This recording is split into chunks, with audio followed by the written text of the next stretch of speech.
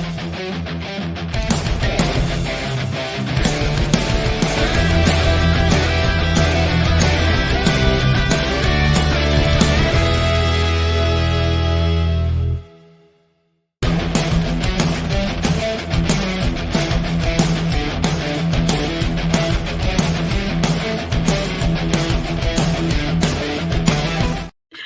there, this is Tata, and welcome to Adjusting Time Post Show. It is Wednesday, May 1st, 2024, and tonight I'll only be talking about AEW Dynamite. I know we have 3 hours of AEW wrestling, 2 hours of Dynamite, 1 hour of Rampage, but I'll only be talking about Dynamite. Okay, so I want to talk about Kenny Omega's segment because tonight was Kenny Omega's long-awaited return. We hadn't seen Kenny Omega in months. And, we were in his hometown of Winnipeg, Manitoba, Canada, so it made perfect sense for him to come back tonight. Now, he came out, and, everybody was standing for him. He got a standing ovation. They were chanting Kenny, and, they were chanting Welcome Home. And he was just talking about how he's never been good at this type of stuff, talking about injury, sickness, and weakness. And he brings up his diverticulosis diagnosis. And basically how he felt pathetic, felt like a coward. He had to stop watching AEW. And he talked about how he watched Dynasty and talked about Swerve Strickland making history and one of the greatest matches he ever saw in Bryan versus Ospreay. And the whole point of this is he ultimately brings up talking about Matthew and Nicholas Jackson, our EVPs, and he calls them shitbags. And he reminds them that they forget that he's a third EVP. And that they may have been able to fire him from the Elite, but they can't fire him as an EVP. And until someone says otherwise, he has part of a power in AEW. And then Okada comes out and confronts him. As you guys know, they had a long history in New Japan. And Omega calls Okada one of the best bot machines, and that they had the best rivalry in New Japan. And that maybe if Okada gives them a couple months to settle things, they can settle things in an AEW ring. And I kind of thought that's where they were going to go with Okada, when he debuted in AEW. It was only a matter of time before he has a confrontation with Kenny Omega. And Okada apologizes to him and says he's the best bot machine now. And Jack Perry attacks Kenny Omega. Security tried to stop him. He attacks him with the chair. And ultimately, Okada trips Omega after Omega hits Jack Perry with the Snapdragon. He hits him in the chair with the midsection. Now, during this whole speech, Kenny Omega made it known that, taking shots to the midsection could be very dangerous for him. Or any blunt force trauma to the stomach could kill him. And yet, that's what they did here. Matthew and Nicholas Jackson come out, and they hit him with the EVP trigger. And then FTR ultimately come out and help Omega. And then if you watch the beginning of Rampage, he gets taken out on a stretcher. So it seems like they're going to set up, I guess you can say, an Elite Civil War here. It's going to be probably Okada. It's going to be Elite versus probably Kenny Omega and FTR. They would still need a fourth person if it's going to be Jack Perry, Matthew Nicholas Jackson, and Okada versus Omega and FTR. But I thought this was a really good segment. I liked it. And I wonder how long before Kenny Omega comes back for good. Obviously, they did this to, still write him out. And so when he does come back, there's that story waiting to be told with Okada and the Elite. But I really like this. What did you guys think of this segment? What did you guys think of what Kenny Omega had to say? Let me know in the live chat or in the comment section below. Okay, so tonight's segment kicked off with Tony Khan. Let me see. Kenny could reach out to his old tag partner Hangman for backup. Oh, okay, yeah, especially since Chris Jericho is doing that whole learning tree. Yeah, you're right. I forgot about Hangman. I wonder when he's coming back too. So Tony Khan, he's still sporting that neck brace in this obviously pre-tape segment, and about how he couldn't be in Winnipeg because he can't leave Jacksonville. And the whole point of this is that the Bucks cut his feet off, And the reason why, and I like the fact that they explain why they haven't been fired, because they have ironclad contracts for them, not only for themselves, but for their colleagues, and aren't going anywhere. And since Tony Khan isn't present, the EVPs have the right to take control, and they run a new intro, which is basically of them, Okada and Perry, which I thought was hilarious.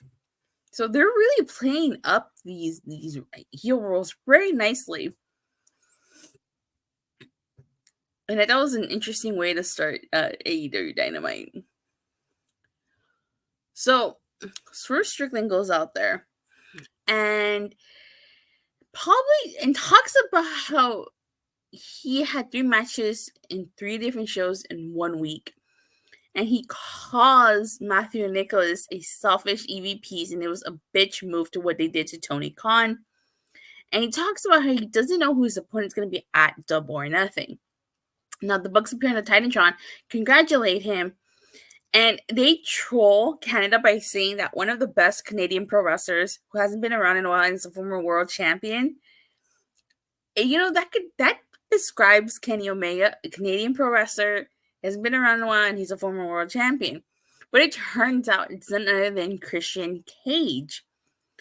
So the patriarchy go out there, and they just, attack Swerve Strickland. Mother Wayne gets in his face. He gets hit with the kill switch on the belt. Now, poor Prince Zana gets a Wayne's World. Now, one of the things I like is that Christian Cage touched upon their history. He talked about how he hasn't forgotten about Swerve Strickland breaking into Nick Wayne's house and leaving him into a pool of his own blood, and how they were a tag team at All In.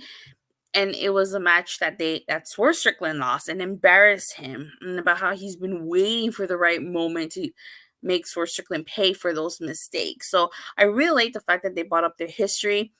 Christian Cage totally slipped my mind as a potential opponent for Swerve Strickland here. And he brings up Swerve Strickland's daughter. If you guys remember, last week, Swerve Strickland brought up his daughter about how he hopes that all these sacrifices he's made, is worth it. And the kill switch ends up ripping off Swerve Strickland's braid, and I was just like, oh my god, that had to hurt. But in the short amount, they have 25 days. I think it has potential to be a really good feud. But what did you guys think of Christian Cage being named Swerve Strickland's first opponent? I was a little surprised, and like I said, I totally forgot about Christian Cage. We haven't seen him in a while. Right. And it's only fitting that after this, he had the TNT title match, Adam Copeland versus Buddy Matthews. Now, he didn't know who he was going to face. Ended up being Buddy Matthews. And I think this was a really good match. I mean, I really like the fact when both men fall from the turnbuckles and then they get up to beat a count of 10. I like how both men meet in the middle and then they go down.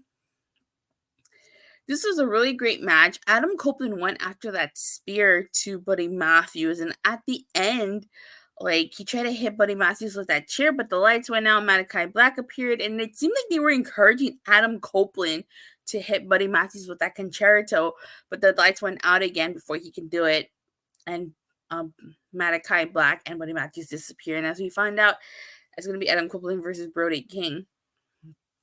So this feud with the House of Black clearly isn't over. I don't think it's going to be over until he beats all 3 members of House of Black. So we had Samoa Joe versus Isiah Kassidy. This was a short match. I would like to call this an enhancement match, because Isiah Kassidy, really, he didn't get much offense in, but I will say he was a big mistake, him grabbing Joe's towel and putting it on himself, because just Samoa Joe proceeded to choke him afterwards. But this match was all Samoa Joe, so it's no surprise Samoa Joe won after he hit the muscle buster to Isiah Kassidy. We get Orange Cassidy in-ring promo, and he's basically talking about how he thought his best friends would come together in the ring, but after Saturday, he was told that his best friend Chuck Taylor would never wrestle again. If you guys remember, Trent Beretta hit Chuck Taylor on the ankle with that wrench during that parking lot brawl. And then, like, before Orange Cassidy go any further, Trent interrupts him, and, like, Trent accuses him of being selfish and making things all about himself. And before anything can happen, like, Chris Statlander is trying to calm down Orange Cassidy. And then the interesting part here is that Don Callis comes on and he whispers something to Orange Cassidy. And he ends up leaving with Don Callis. I thought that was very interesting because, like, I wonder what he said to Orange Cassidy that would make him leave with him. Is he potentially going to join Don Callis? I don't think so. His character doesn't really fit the Don Callis family. And then, like, at the end, like, Trent mocks Cassidy with, like, the thumbs up. So, very interesting thing that's going on there. So, we get an interview with the Elite. And basically, they're just talking about, like, how they've had too much time tonight. And they give the time to Jack Perry.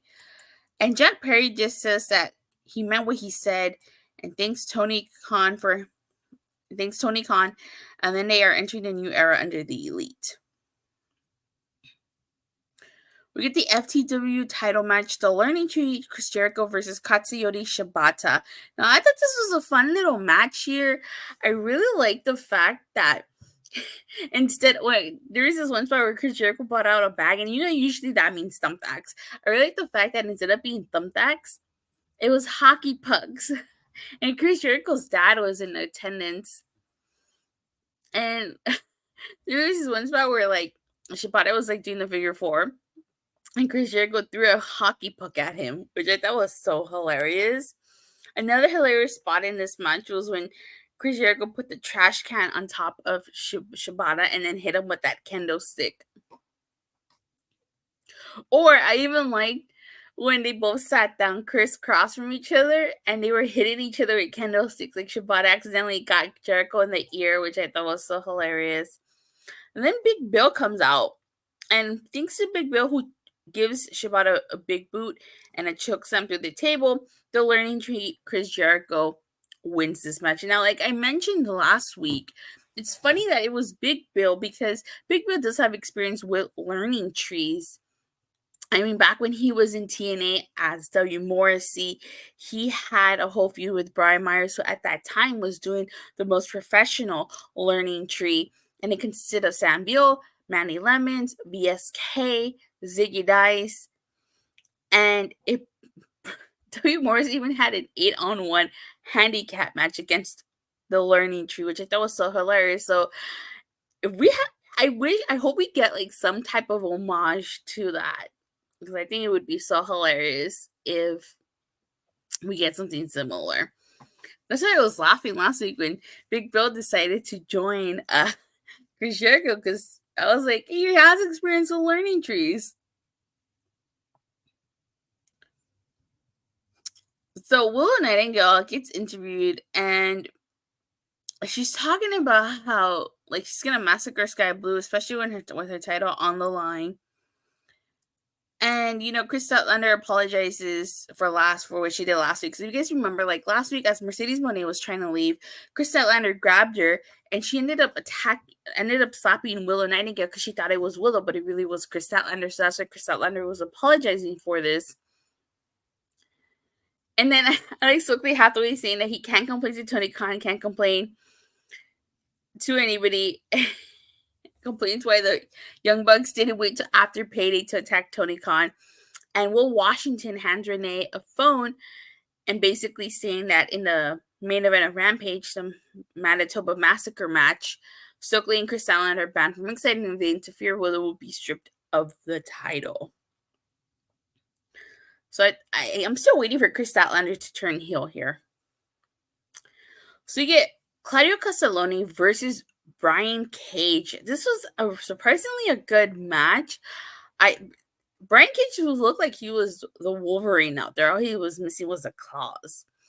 I thought it was the most hilarious thing when they both did the 619, but the commentary couldn't say 619, so they were like, "What's the zip code? Like, what's the zip code here?" which I thought was so hilarious.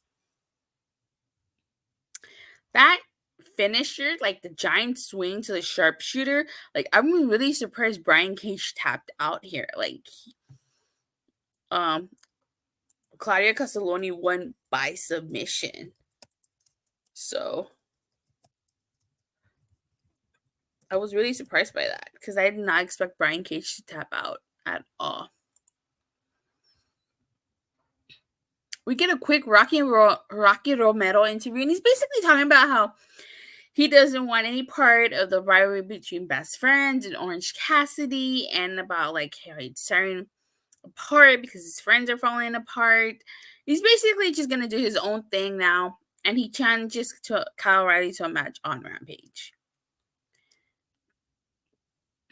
So next we get Mariah May versus Serena Deeb, which ends up being the main event. This is the last match before the closing segment. This was a great match. Like, Serena Deeb is really great.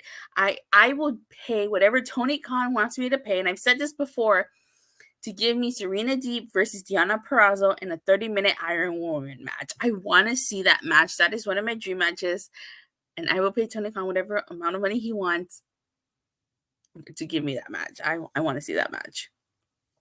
I feel like this match was mostly all Serena Deeb. Mariah May did get some offense in, but this was pretty much all of Serena Deeb. I did think it was kind of interesting that I thought the finish to this match was really interesting. So, like, Serena Deeb has Mariah May locked in a single leg crab. And, like, she starts smashing the knee, and Mariah can reach the ropes. And so Toni Storm throws a towel in, so Serena Deeb wins this. And now Serena Deeb will face Toni Storm at Double or Nothing for the title. So I thought that was interesting. Like, Mariah May is protected because she didn't tap out. Toni Storm threw in the towel for her. So it begs the question, did she really want to save Mariah May? Did she not want to face Mariah May? Like, I wonder why she threw in that towel. And I can't wait to hear her explanation for this. Because I guess that means that if Mariah May would have won, it would have been Toni Storm versus Mariah May. Interesting. So we'll have to wait and see. But nevertheless, Serena Deeb versus Toni Storm is going to be a great match. And I cannot wait for that. Last but certainly not least, you get an Adam Copeland interview, and the whole gist of this is that Kyle O'Reilly basically approaches him and offers backup against House of Black if he ever needs him, and then Adam Copeland catches him staring at the title. So I feel like eventually Kyle O'Reilly might answer the Cope Open once Adam Copeland is done with House of Black. What do you guys think of that? I feel like that's probably the route that they're gonna go. And I'm going to stop right there because I already talked about the closing segment, which was Kenny Omega's awaited return.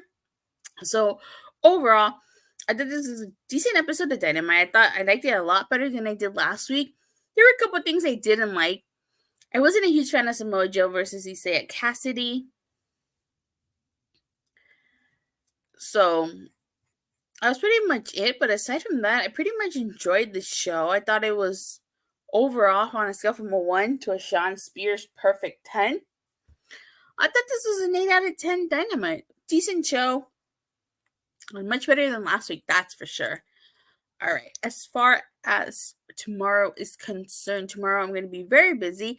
If you like TNA, for all things TNA, make sure you check me out on Body Slam as Bert and I cover TNA Impact. After that, over on the Jeff Meacham Universe, I will be doing predictions for Under Siege, which is this Friday. And then right after that, I will be doing a dual cast with A Plus Hero Report, the WrestleManiacs, as we do Backlash predictions. Friday, as far as Friday is concerned, I will be calling Under Siege alongside Noah over on the Jeff Meacham Universe. And then I will be reviewing Under Siege over on Body Slam, so make sure you check that out. And then you'll see me here Saturday for my Backlash review. But with that being said, thank you guys so much for watching and for the continuous support. Please don't forget to like, subscribe. Make sure you hit that bell so you get notified whenever I go live, or even if I don't see you guys tomorrow over on Body Slam for TNA. I'll see you guys here Saturday for a Backlash review. Bye.